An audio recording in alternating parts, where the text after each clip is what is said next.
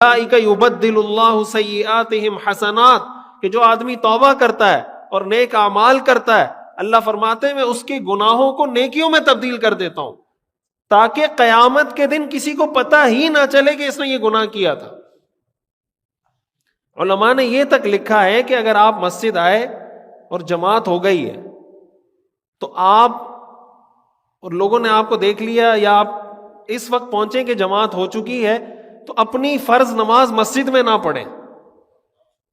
کیوں؟ اس لیے کہ جب آپ فرض نماز مسجد میں پڑھیں گے، اس سے لوگوں کو پتہ چلے گا کہ اس نے جماعت چھوڑی ہے، اور جماعت چھوڑنا گناہ ہے، تو گویا آپ مسجد میں فرض نماز پڑھ کے اپنے گناہ کا اظہار کر رہے ہیں کہ مجھ سے یہ گناہ ہوا ہے۔ یہ اسلام کا مزاج بتا رہا ہوں۔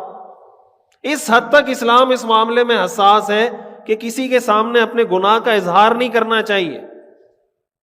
گناہ ہو گیا اس کو پوشیدہ رکھیں، اللہ سے معافی مانگیں،